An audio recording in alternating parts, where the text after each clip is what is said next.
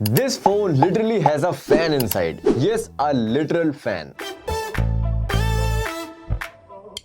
Meet the Oppo K13 Turbo Pro, launched in India at 38,000 rupees, a performance-focused phone with a built-in cooling fan, Snapdragon 8s Gen 4 and a massive 7000 mAh battery. But instead of doing the usual performance review, I thought let's make it fun. Let's pit it against another performance beast under 40,000 rupees, the iQOO Neo 10. Priced at 32,000 rupees, rocking the same Snapdragon 8s Gen 4, same 7000 mAh battery, basically on paper both are neck and neck. So, let's start with the test you all came here for, BGMI.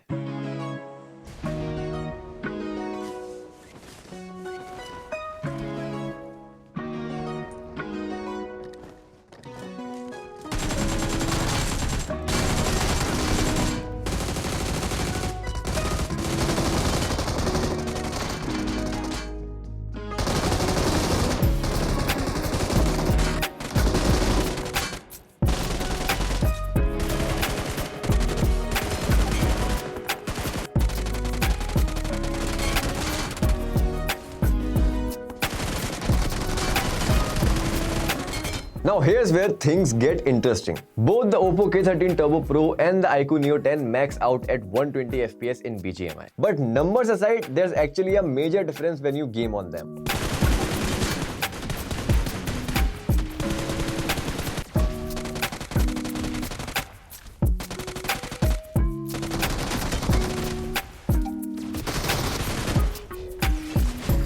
Okay, so Oppo struggled a bit with frame stability. We got an average of 89.4 FPS on 120 FPS mode, which honestly is not that great. The iQOO Neo 10 on the other hand felt slightly smoother and our tests are already showing better stability. We recorded an average of 102.5 FPS on 120 FPS mode, which is decent and also better than Oppo. Now about thermals, Snapdragon's 8s Gen 4 manages heat impressively. Even under stress, both phones stayed fairly stable. The Neo 10 throttled slightly, but the Oppo stayed cooler throughout. So does that cooling fan actually matter? Honestly, not much. The thermal management on this phone is already solid without it. But if you are curious whether it works or not, check this graph. See that green spike? That's when I turned the fan on. So yeah, the fan does help, but I won't call it a game changer. Cut short, if BGMI is your priority, the iQOO Neo 10 is simply better with better frame stability and gaming consistency.